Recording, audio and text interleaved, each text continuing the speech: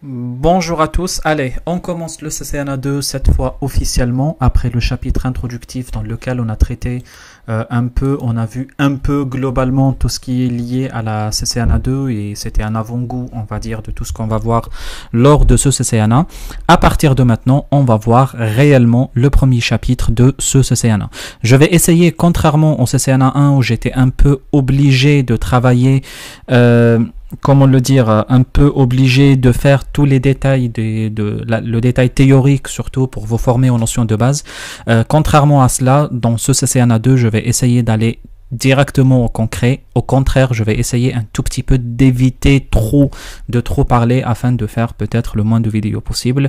J'estime environ 12 à 15 vidéos que je vais essayer d'économiser dans le CCNA2 par rapport au CCNA 1. Comme ça sera peut-être un peu plus rapide pour vous pour apprendre tout en gardant le maximum de connaissances et de compétences que vous allez devoir apprendre dans ce CCNA. Allez, sans plus tarder, on va commencer directement ce premier chapitre qui va parler de la configuration de base du périphérique ou des périphériques réellement, mais bon, moi je prends exactement le titre tel qu'il est écrit, mais bon, peu importe. Dans ce chapitre, on va voir comment configurer un commutateur avec les paramètres d'origine, les configurations des ports des commutateurs, les accès distants sécurisés, la configuration des paramètres de base d'un routeur, et puis les vérifications des réseaux directement connectés. Comme je vous ai dit dans le chapitre précédent, ou la vidéo précédente, ce chapitre, ce n'est ni plus ni moins qu'un chapitre de révision, plus ou moins de révision, parce qu'on va voir quelques nouvelles notions, mais plus ou moins révision de ce qu'on a déjà vu lors de la CCNA 1. Avant toute chose, on va commencer par tout simplement démarrer un switch, ni plus ni moins. Nous allons lancer un switch. Du coup, ce que je vais faire, je vais ouvrir un navigateur. Par exemple, je vais ouvrir Google, enfin n'importe, peu importe quel type de moteur de recherche vous souhaitez avoir. Et à partir de là, je vais par exemple écrire Cisco Switch 2960. On va prendre pas 39, 29. 60, le casque me cache, le micro me cache le clavier, du coup je vois pas le clavier, c'est pas grave.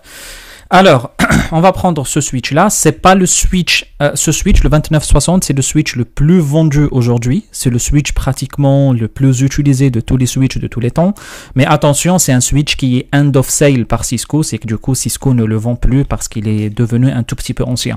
Ancien en matière de vente ne veut pas dire qu'il est ancien sur le marché et qu'il se trouve plus. Je vous donne un exemple un peu plus simple.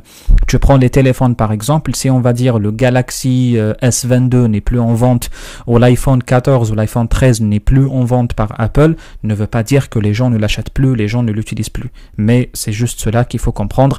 La durée de vie d'un smartphone, c'est peut-être 2, 3, 4 ans. La durée de vie d'un switch, c'est entre 10 et 15 ans. C'est ce qui fait que ce switch qui a été arrêté en vente il y a, je crois, 2 ans, quelque chose comme ça, ou 3 ans, vous comprenez bien que c'est un switch que vous allez voir jusqu'à 2030, 2035, vous continuerez toujours à voir sur le marché. C'est la gamme 9000 qui est la plus utilisée aujourd'hui, mais moi je continue toujours à utiliser les 2960, non plus parce qu'il reste toujours le plus utilisé sur le terrain, mais aussi parce que c'est le switch sur lequel est basé le cours de la CCNA. Vous allez me dire, est-ce qu'il y a une différence entre utiliser 2960 ou je ne sais quoi? Il y a pratiquement aucune différence, mais presque aucune différence. Dans 99% des cas, les configurations c'est les mêmes. Après, ça joue sur quelques petits détails, une option qu'on trouve par-ci, on trouve pas par-là, etc., etc. Du coup, si je prends ce switch-là, par exemple, j'ouvre l'image dans un nouvel onglet. C'est petit comme image, mais c'est pas grave, je vais l'agrandir comme ça. Du coup, un 2960 de Cisco, c'est un switch qui ressemble à cela. Et là, les ports de base, on va dire, on a 24 ou 48 ports, ou comme vous souhaitez, mais la plupart des switches, voire même tous, ils sont de 24 ou de 48 ports. Et puis, avec des ports en option en plus, c'est les ports qui sont réservés généralement à de la fibre optique. Du coup, si vous souhaitez, vous pouvez acheter des SFP optiques. Allez, je vais ouvrir encore un autre Google. Et puis, qu'est-ce qu'on va faire? On va acheter un SFP, par exemple, Cisco, ici. Je vais écrire n'importe quoi. Et puis, ici, je prends sur la partie image, on va prendre les différents SFP qui puissent exister. Je pense que tout ça, on l'a vu en CCNA 1, je ne me rappelle plus, mais je crois que oui.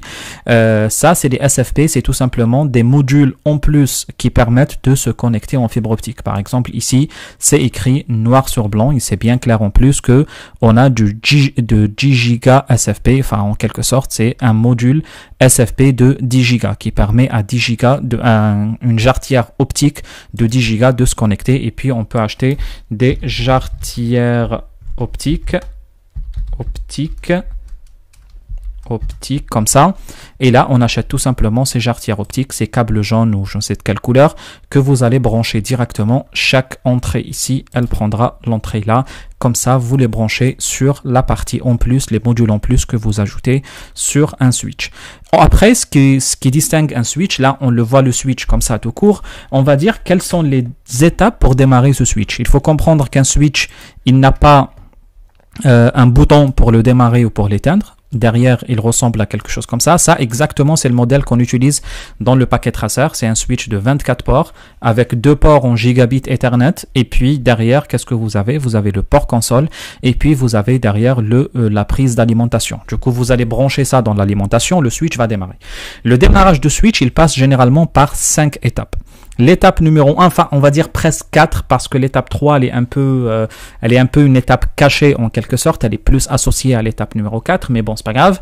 L'étape numéro 1 c'est ce qu'on appelle toujours le post, c'est le test post, et le test post c'est tout simplement le test de mise sous tension, c'est en quelque sorte c'est un petit programme électrique qui va faire le tour de tous les périphériques ou les composants d'un switch pour confirmer qu'ils sont présents pour que l'équipement puisse démarrer, ni plus ni moins que cela.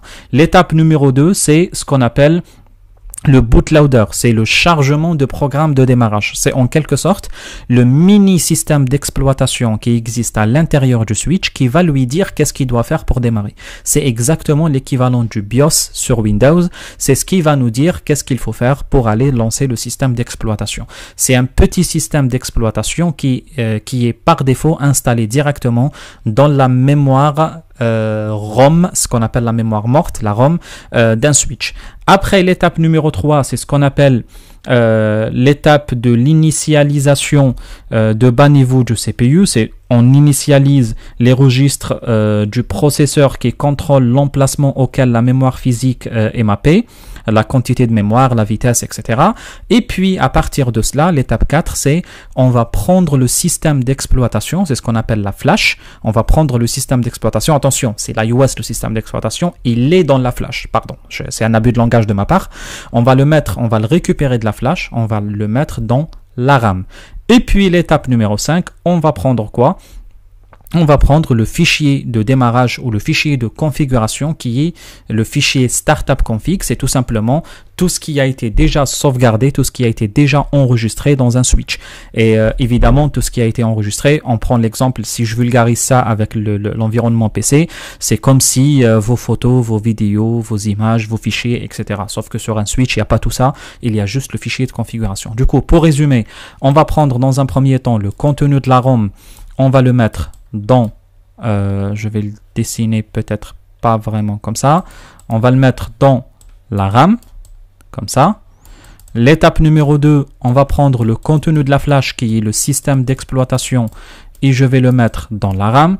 L'étape numéro 3, je vais prendre le contenu de la NVRAM, autrement dit l'équivalent du disque dur dans le monde PC, et le mettre aussi dans la RAM. Et comme ça, j'aurai 3 types de contenus différents que je vais tous mettre dans la RAM, et puis à partir de là, je vais pouvoir lancer mon équipement convenablement. Avant de parler de ça, avant de continuer d'ailleurs à parler de démarrage de l'équipement, après ce qui se passe, les systèmes d'exploitation, etc.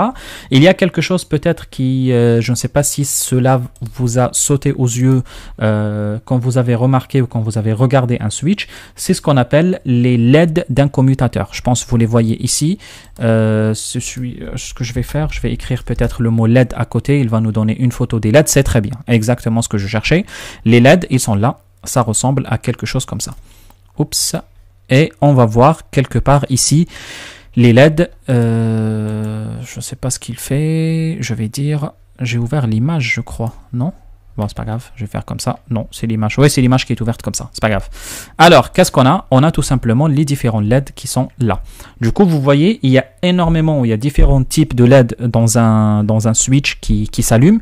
Et ces LED, tout simplement, ils vont nous parler de l'état de santé global d'un switch. Par exemple, vous avez le LED système qui s'appelle SYST, qui va juste indiquer si le système est bien alimenté et s'il fonctionne correctement. Vous avez ce qu'on appelle le RPS, c'est le système d'alimentation redondant qui va afficher l'état du système d'alimentation redondante. Du coup, quand c'est éteint, logiquement, il n'y a pas de redondance d'alimentation. Vous avez LED, ce qu'on appelle la LED stat de l'état de port, qui indique que le mode état de port est sélectionné lorsque le LED est vert. Qu'est-ce qu'on a encore? On a le mode duplex. Le mode duplex, comme son nom l'indique, il va nous dire si le mode duplex auto est configuré ou pas. Le duplex, c'est le mode bidirectionnel simultané. Si vous avez bien fait le CCNA1, vous savez de quoi je parle. C'est qu'un port, il va pouvoir envoyer et recevoir en même temps des datas. Le speed aussi, du coup, si la vitesse automatique est configurée sur le port ou pas, etc. Après, il y a le stack, si le switch supporte les stacks. On va pas parler de stack dans ce CCNA. Et puis, il y a par exemple PoE, c'est le switch supporte le PoE aussi, c'est pas quelque chose qu'on va aborder dans ce chapitre au minimum, etc., etc. Ce qu'il faut comprendre, c'est que ces LED, le but ou votre objectif comme étudiant, comme débutant, comme quelqu'un qui apprend, c'est de savoir que ça existe et savoir que ça peut signifier quelque chose. C'est tout. Et dans un cas normal, c'est quelque chose que vous allez voir qui peut-être il s'affiche pas, ou il s'affiche pas très correctement, etc., ou il s'affiche pas très correctement, etc. Du coup, dans un cas normal, vous allez vous poser peut-être une question si vous allez voir les LED. Si vous voyez un LED qui s'affiche en orange, qu'est-ce qu'il veut dire, etc., etc. Par exemple, si je vous donne l'exemple peut-être le plus simple, le RPS, si la lumière est éteinte, c'est qu'autrement dit, il n'y a pas de RPS. Le RPS, c'est la redondance de l'alimentation. Rappelez-vous, si je prends cette photo-là, on a le switch ici qui a une seule alimentation. Du coup, si cette alimentation est coupée, on n'a plus le switch. Vous voyez, c'est que là, c'est la redondance de l'alimentation. Du coup, si ce n'est pas vert ici, c'est que l'alimentation n'est pas redondante. Quand c'est vert, c'est que on est prêt pour le RPS. Quand c'est vert clignotant, c'est que le RPS a été activé, mais par contre, il n'est pas disponible. Autrement dit, on n'a pas branché les deux. Quand c'est orange, c'est qu'il y a un défaut dans le RPS de secours. C'est comme si on a perdu un des deux, mais attention, si on perd le deuxième, ça sera rouge. Enfin, ça sera rouge, ça sera même pas rouge, ça sera éteint tout court. Mais je dis rouge comme ça. Quand c'est orange clignotant, c'est que il y a une défaillance dans l'alimentation. Quand c'est, je sais pas, il y a par exemple des états qui signalent entre les verts et le rouge, par exemple, des ports qui s'affichent vert et rouge. Par exemple, quand vous voyez le PoE, on va vous dire que le PoE a été refusé. Le PoE, c'est le Power over Ethernet, c'est le fait d'avoir la possibilité d'alimenter un équipement par le câble Ethernet qui est branché sur le switch. Par exemple, quand vous avez le stat qui clignote entre le vert et orange, c'est que la liaison est vraiment défectueuse. Il faut peut-être changer le câble ou changer le port que vous utilisez ou changer les câbles, etc. C'est un peu ça en général. Après, ni moi ni vous, on les connaît par cœur. Il vous suffit d'aller, moi en préparant le cours, j'ai fait un petit tour sur le net, j'ai récupéré un lien qui récupère un peu ces informations avec un peu plus de détails. Du coup, vous pouvez faire un petit tour comme moi sur le net et récupérer un petit article qui nous détaille cela. Ça va arriver, il arrive, et du coup là vous voyez par exemple il nous parle de RPS avec tous ces détails, les ports LED avec les modes, etc. Ceux qui s'affichent avec des couleurs sans couleurs, qu'est-ce que veut dire le off, le green, quand c'est alternatif, du coup ça s'allume et ça s'éteint. Il vous détaille dans chaque modèle de switch, etc. Vous voyez que c'est pas quelque chose que vous allez devoir apprendre par cœur, parce que pour la simple raison que cela ne vous servira absolument à rien du tout. Par contre, sachez que ça existe, sachez que ça a de l'utilité quand même, ça c'est quelque chose de très important pour vous. Après vous avez le bouton mode, je ne sais pas où elle est la photo, il est là, le bouton mode. Le bouton mode, il vous permettra un peu d'accéder au mode Roman d'un switch. Enfin, il n'y a pas vraiment un mode qui s'appelle Roman sur un switch, pas comme un routeur, mais c'est un peu le petit système d'exploitation qui est installé par défaut sur un switch, qui permet de démarrer le switch si le système d'exploitation de base n'est pas là, est défectueux. Et du coup, vous pouvez démarrer le switch sur la base de ce mini système d'exploitation caché à l'intérieur du switch et qui vous permettra de faire des choses. Par exemple, réinitialiser le mot de passe, etc. Vous pouvez démarrer l'équipement, enlever la prise, rebrancher la prise, appuyer sur le bouton mode pendant 15 secondes, quelque chose comme ça. Et puis là, vous allez voir que vous allez rentrer dans ce mode pour faire des configurations, des modifications. Ceci ne fait pas partie du cours de CCNA2, du coup on va pas rentrer dans le détail de comment configurer ces commandes, etc. Mais si vous souhaitez, un petit tour sur Google vous suffit largement pour dire par exemple Cisco Switch 2960 Password Recovery. Et là, vous allez voir que les détails, les vidéos, etc., les explications sont vraiment disponibles et qui vont vous dire très rapidement comment peut-être utiliser le bouton mode. Vous voyez, vous allez appuyer sur le bouton mode et puis vous allez insérer un certain nombre de commandes. Ce que vous allez faire ici, c'est que vous allez tout simplement changer le nom de fichier et puis créer un nouveau et recopier le nom de l'ancien dans le nouveau et redémarrer l'équipement. Bref, il y a un certain nombre d'étapes que vous allez respecter ici. Vous voyez, les commandes, ils sont bien détaillés ici avec toutes les étapes qu'il vous faut. Si vous le souhaitez, vous pouvez le faire, vous pouvez regarder. Attention, j'ai pas l'impression que c'est quelque chose qui est supporté sur Packet Tracer, parce que sur Packet Tracer, on peut pas appuyer sur le bouton. Pour être sincère, je l'ai jamais fait sur Packet Tracer, je l'ai fait une dizaine de fois dans un environnement réel, mais sur Packet Tracer, je n'ai jamais pensé même à réfléchir à voir si ça se fait ou pas. Mais bon, bref, c'est pas le souci. Vous avez la commande load helper qui vous permettra d'afficher un peu le helper, tout simplement, le système de l'aide des commandes, et puis vous faites un petit dir flash pour voir la liste des fichiers existants, et puis vous suivez les étapes. On va pas rentrer dans le détail, bien que je dis qu'on va pas rentrer dans les détails, mais je suis en train de vous donner un peu plus les détails de plus en plus. C'est en quelque sorte à partir de là que ça devient intéressant. Vous allez juste renommer le fichier de configuration par un ancien fichier de configuration, tout simplement, pour que, comme ça, quand vous allez redémarrer le système d'exploitation, il ne va pas trouver le fichier qui s'appelle config.txt parce que vous l'avez renommé. Et puis, quand vous démarrez le switch, vous savez ce qu'il faut faire dans ce cas-là. Vous allez copier les données de ce fichier config.hold, changer le mot de passe comme vous souhaitez, et le reconfigurer et le remettre à nouveau. Bref, je vais fermer ça comme ça pour arrêter de parler de ce sujet pour rien. Parmi les choses qui existent aussi, c'est bon, après il y a l'accès à un switch pour le configurer. On peut prendre quelque chose comme ça, par exemple, on peut prendre ici un switch de type 2960 ici. Je fais comme ça. Après, qu'est-ce que je fais? Je prends un laptop comme ça, comme un professionnel qui rentre dans la salle de réunion, la salle machine où il y a les switches. Et puis là, je me branche sur le port RS232, je me branche sur le port console et puis je vais ouvrir desktop, aller dans le terminal, venir ici et hop, par magie, j'ai la main sur mon switch pour l'utiliser. Ça, c'est la dernière fois que je vais faire ça, juste pour vous rappeler que c'est ce qu'il faut faire réellement. Mais sur Packet Tracer, évidemment, on a vraiment la possibilité de cliquer juste sur le switch et aller dans CLI. Du coup, c'est ce que je vais faire dorénavant, juste pour gagner du temps, parce qu'aller à chaque fois chercher un PC, etc., bon bref, c'est un casse-tête, et vous avez compris tout seul le principe. Qu'est-ce que je voulais dire? Du coup, on a pris un switch, on l'a démarré, ça va très bien, etc., etc. Ce qu'il faut comprendre, c'est que quand vous démarrez le switch, toutes les étapes de démarrage, elles sont décrites quelque part ici. On distingue deux choses importantes, c'est quand on a ces fameux dièses ici et qui se finissent par OK. Ça doit finir par OK. Si ça s'arrête avant le OK, c'est qu'il y a un problème dans la flash, tout simplement. Parce que dans cette étape, on est en train de chercher et de charger le système d'exploitation qui s'appelle 2960, le type de licence, le type de logiciel utilisé, c'est du LAN base K9, et puis la version avec la version de révision, etc. .bin, le bin comme binaire, tout simplement, comme un fichier binaire. Du coup, on est en train de le chercher, et ce fichier-là, qu'est-ce qu'on fait? On le décompresse pour l'utiliser. Du coup, si ça s'arrête avant, c'est qu'il y a un problème dans la flash. Et ce que vous allez faire, vous allez tout simplement changer le switch. Si ça fait OK, alors que derrière, il n'y a pas ce blabla, tout ce blabla là, c'est que le switch, il arrive à décompresser le fichier de système d'exploitation de la flash. Par contre, il n'arrive pas à lancer le fichier de conf depuis la NVRAM parce qu'il voit un problème dans la NVRAM. Et là, vous procédez aussi aux procédures de changement de l'équipement, changement de la NVRAM si cela le permet, selon la marque, selon les références, selon énormément de choses. Mais dans ce blabla ici, on trouve une information importante que on a le switch, c'est 1. On appelle ça les switches standalone, les switches seuls. Je vous donne énormément d'informations comme ça. C'est des termes plutôt techniques, de terrain qu'on utilise dans la vie de tous les jours.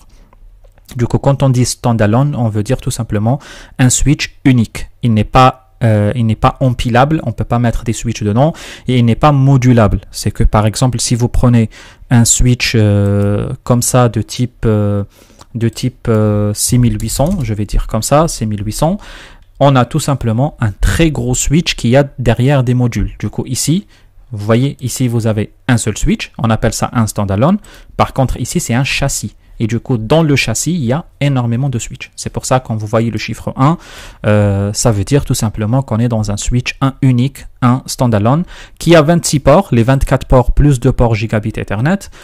On a le modèle exact de switch. Vous allez me dire qu'est-ce que signifie TTL, etc. C'est quelque chose qu'on verra quand on avance dans la formation, quand on fait les cours d'architecture. On va rentrer avec beaucoup plus de détails. Je vais vous apprendre à lire ce qu'on appelle les datasheets. C'est les documents techniques d'un switch qui vous permettent après, une fois vous devenez un peu plus grand, vous allez pouvoir prendre les décisions quel switch acheter en fonction des besoins de l'entreprise. Du coup, là, c'est une des références qui s'appelle 24 TTL. Qu'est-ce que signifie, qu'est-ce qu'il fait pas, quelles sont ses options, etc. Si je vulgarise encore pour la millième fois, c'est comme si je te dis c'est l'iPhone 15 Pro, Pro Max ou SE, etc. C'est un peu, je te dis quelle référence exactement. Et après, vous allez me dire, mais quelle est la différence entre l'iPhone 15 et le 15 Pro? Enfin, vous voyez la différence. Il y a une différence entre les deux. Après ici, vous avez la version du switch et puis vous avez ici le nom de système d'exploitation. Et c'est ça un peu notre nerf de guerre. C'est sur ça qu'on va travailler un peu dans ces instants-là. Je suis pas certain, je suis même sûr que peut-être non. Ce que je vais faire ici, il n'est pas probablement programmé dans la CCNA2, mais il est tellement important que je préfère le faire. Il y a une partie qui, oui, elle fait partie de chapitre 1. Il y a une partie qui n'est pas, alors moi je vais tout vous montrer et comme ça on apprend pour nous aussi, on n'apprend pas que pour l'assertif. Moi j'essaye de couvrir la totalité du programme de l'assertif, je le trouve déjà riche, j'aime pas trop déraper de l'assertif parce que ça va vous embrouiller, mais bon, si de temps en temps on injecte une petite info en plus, j'ai envie de dire why not. Alors, ce que je vais faire ici, je vais faire Enable. Si vous voulez voir toutes ces informations, il vous suffit de passer la commande Show Version. Show Version, c'est une commande très importante qui vous permet d'avoir toutes les informations détaillées sur un switch et ce que peut avoir ce switch-là comme information en matière de l'adresse MAC de base utilisée, en matière de système d'exploitation, de la version, du modèle, des ports qu'il a, des licences, bref, toutes les informations du genre, de mode de démarrage, ici, le mode de registre, comment il démarre, etc. Toutes ces démarches-là ou tous ces détails-là, vous allez les trouver avec la commande show version. Après, il y a une commande très importante qui s'appelle dir flash. Dir, c'est pas show. Dir flash avec 2 points. Et puis, ça va vous permettre de voir le contenu de la mémoire flash. Et là, qu'est-ce que je vois dans la mémoire flash? Je vois juste un seul truc qui s'appelle 2960 LAN base K9, etc., etc. Du coup, là, vous voyez que ça, on a le système d'exploitation qui est enregistré ici avec la quantité de mémoire. Je pense que ça, c'est du Linux, vous le savez, c'est les droits d'accès, lecture, écriture.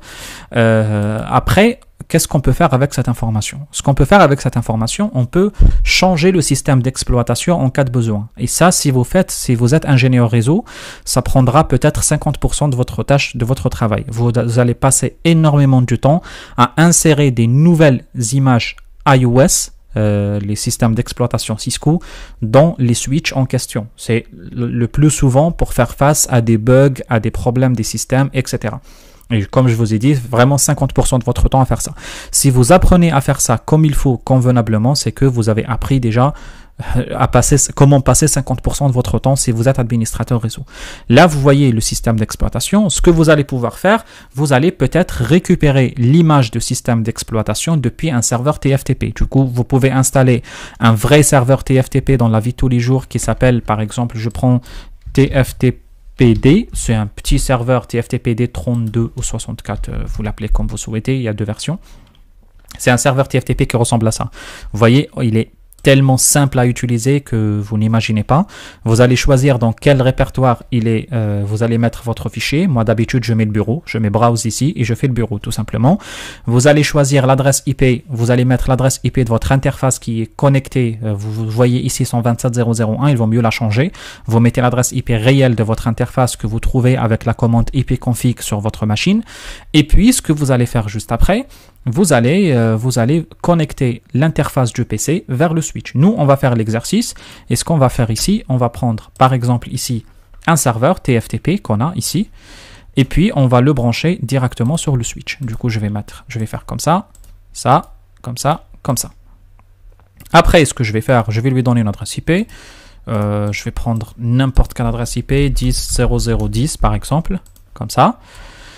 Et puis, qu'est-ce que je vais faire? Je regarde le serveur TFTP. Dans la liste des services que j'ai ici, j'ai le TFTP. TFTP. Alors, sur le 2960, qu'est-ce que j'ai? J'en ai 1, 2, 3.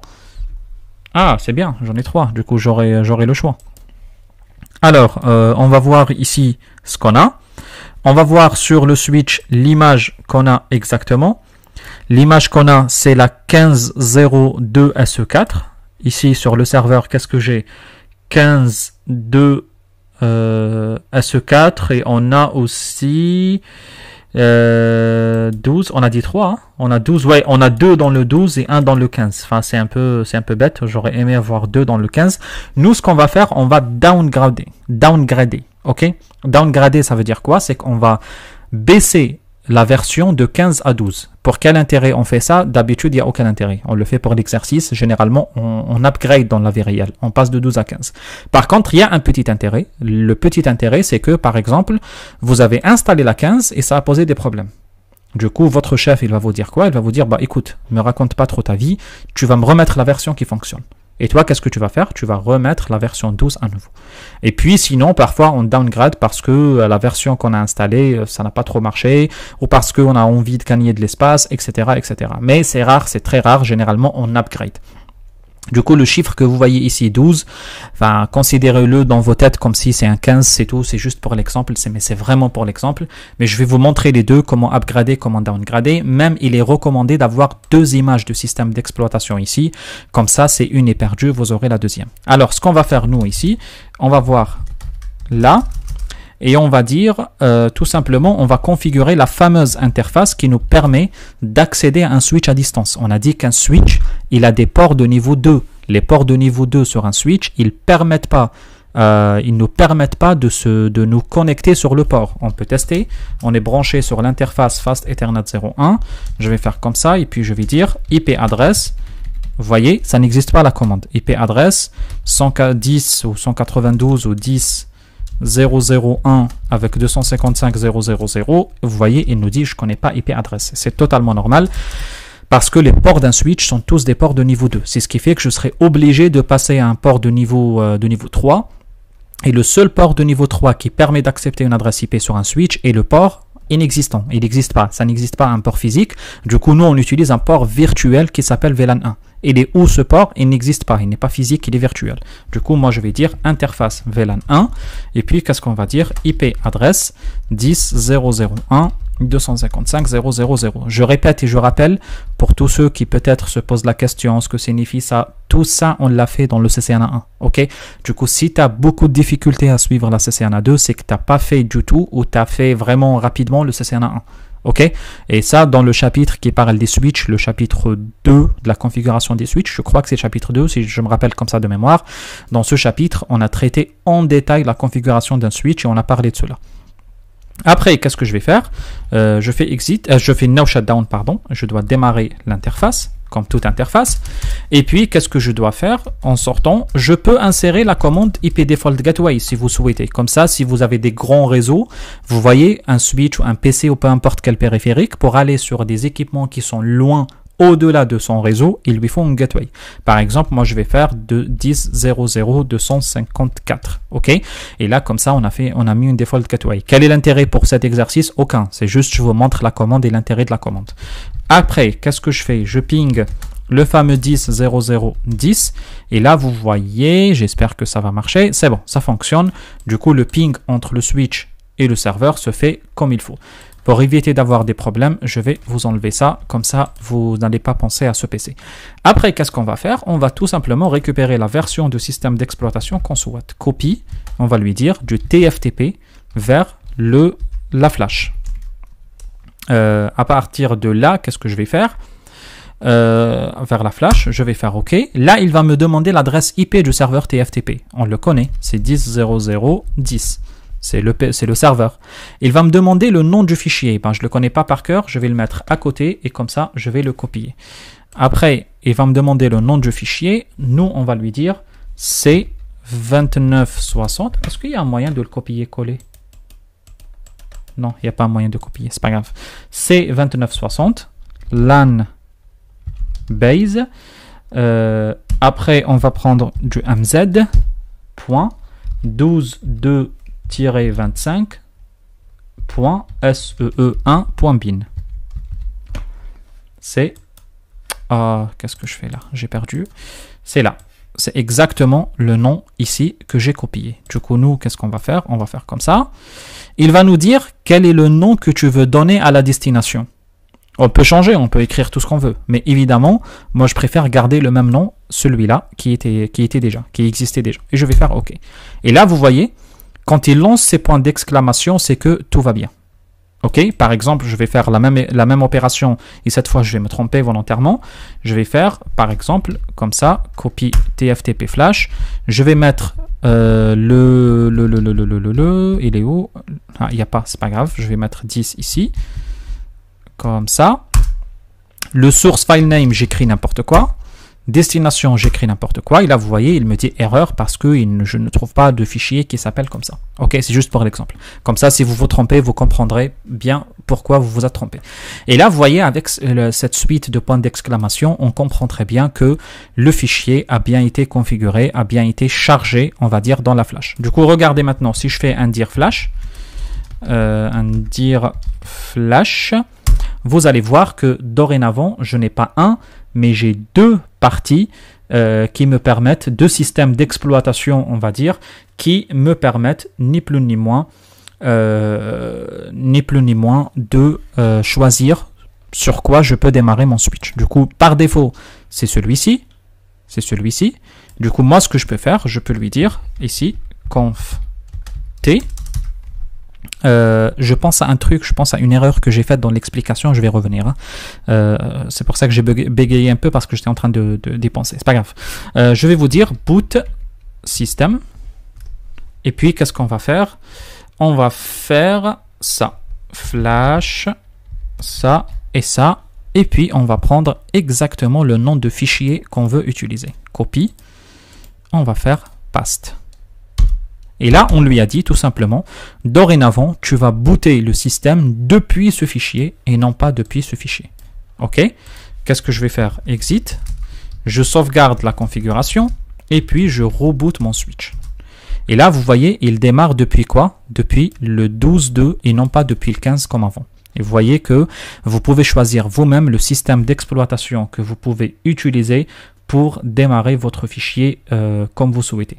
Ça, c'est un peu cette partie-là. Bon, on va le laisser démarrer. C'est bon, ça démarre. Et là, vous voyez, ça démarre depuis la 12.2 et non pas depuis la 15.0 ou la 15 comme la fois passée. Du coup, si on fait Enable et on fait Show version, on a bien la nouvelle version de système d'exploitation qui est la version 12. OK? Et comme ça, on peut upgrader, downgrader comme on veut. On commence par le copier depuis un TFTP. Une fois copié, on passe la commande boot system, on choisit depuis quel fichier on démarre et puis on redémarre. Là, ce que je vais faire, je ressors, je fais dir flash à nouveau et là vous voyez il y a un nouveau fichier qui s'ajoute qui s'appelle le fichier config. Le fichier config, c'est le fichier de configuration tout simplement. C'est l'équivalent de la startup config ou la nvram. C'est pour ça que je vous ai dit j'ai fait une petite erreur parce que sur le routeur que j'étais en train d'expliquer, moi dans ma tête je parlais d'un routeur. Dans le routeur qu'on parle de nvram qu'on récupère et qu'on met dans la RAM, sur un switch il n'y a pas cette étape, on met tout dans la flash. C'est juste un petit détail mais bon, j'ai vraiment envie de dire c'est un petit détail. J'ai trop l'habitude de l'expliquer pour les routeurs, c'est pour ça que dans ma tête je parlais des routeurs, pardon. Alors, ici, qu'est-ce que je fais? On peut faire conf t, et là, qu'est-ce que je fais? Je fais comme ça, boot system, et là, je reviens à nouveau dans ma version 15. Je précise d'abord flash, ça, et puis là, je paste ici. Et là, je sors. Une petite sauvegarde, et puis qu'est-ce que je fais? Un petit reload. Et là, le switch va redémarrer, vous voyez, depuis la version 15. Ça, c'était un point très important qu'il fallait vraiment comprendre, et c'est pour cette raison que j'ai accepté volontairement de mettre un peu plus de temps sur cette partie-là pour essayer, on va dire, de vous expliquer bien comme il faut toute cette première partie qui, comme je vous ai dit, à mes yeux, reste quand même une partie suffisamment importante pour la configuration d'un équipement. Après, vous avez compris maintenant comment cela se configure. L'adresse IP, vous pouvez mettre de l'IPv4 comme de l'IPv6. On va revenir sur les routeurs et mettre de l'IPv6. C'est juste question du temps. Après, si vous souhaitez, pareil, vous pouvez faire ce qu'on appelle le double pile ou le double stack. C'est qu'on dit, faites tourner l'équipement par de l'IPv4 et de l'IPv6 en même temps. Là, par exemple, ici, qu'est-ce que je peux faire? Je peux faire tout simplement dans l'interface VLAN 1, je vais dire IPv6. Il n'y a pas d'IPv6 ici, je crois, mais oui, c'est ça, il n'y a pas. IPv6 adresse, on va la faire comme ça, 2001, DB8. Je galère un peu avec le clavier qui est derrière le grand micro, c'est pas grave. DB8. Je vais mettre mon café et puis je vais mettre quoi? Le sous-réseau 1 et puis 2 fois 2 points par exemple 1/64. Ça va pas fonctionner parce que ce switch sur packet tracer ne supporte pas de l'IPv6, mais vous avez compris à peu près comment cela fonctionne et comment on peut également utiliser l'adresse en IPv6. Après, vous comprenez aussi bien, et ça je pense on l'a abordé à l'époque si je me rappelle, que il est toujours souhaitable d'éviter d'utiliser l'adresse IP ou d'éviter d'utiliser le VLAN 1. C'est pour la simple raison que le VLAN 1 est très connu. C'est le VLAN par défaut. Du coup, il est souhaitable, par exemple, au lieu de dire VLAN 1, faites interface VLAN et choisissez un autre chiffre. Du coup, comment choisir les chiffres? Faites ce que vous voulez entre 1 et 4094. Presque comme vous voulez, pour vous spoiler un peu le chapitre 3, mais vraiment presque comme vous voulez. Vraiment, si vous êtes un peu malchanceux, vous allez tomber par exemple sur 1005 ou 1004 ou 1003. C'est un chiffre que vous ne devez pas choisir. Mais bon, bref, vous comprenez le principe. Par exemple, Cisco propose le 99, mais surtout pas dans la vie réelle. Faites pas le 99 parce que c'est le VLAN par défaut chez Cisco. Et c'est le VLAN natif ou le VLAN qu'on utilise pour accéder aux équipements chez Cisco. Et c'est un peu connu par tout le monde. Du coup, si tu fais pas 1 et tu fais 99, c'est comme si tu n'as rien fait. C'est comme si tu as fait le fameux password de Microsoft. Si tu travailles sur les équipements type Microsoft, c'est un peu le password qui est très connu par tout le monde et très connu de tout le monde. C'est ce qu'il faut vraiment pas faire. Je pense m'arrêter là pour cette vidéo. On a terminé la première partie. Si je reviens au résumé de mon cours, qu'est-ce qu'on a fait? On a parlé des étapes de démarrage. Du coup, là, comme je vous ai dit, je vous ai parlé de la NVRAM, là, plus la partie fichier de configuration. Mais bon, c'est pas grave. C'est pareil, sur le routeur, on appelle ça la NVRAM, c'est tout. On a parlé du boot system. On a parlé des différents états. Et puis, je pense que c'est suffisant là pour la première partie. Je pense qu'on va finir le CCNA2 avec beaucoup plus de vidéos que prévu. Mais c'est pas grave. Je préfère m'arrêter là. Ça fait déjà presque 40 minutes que je parle. Et puis, je vais commencer une nouvelle pour terminer les autres parties qui restent de ce chapitre 1, très important pour se mettre bien comme il faut dans la CCNA2. Allez, je vous dis à toutes, je vais juste couper et reprendre et comme ça je peux suivre juste après. Allez, salut à tous, merci.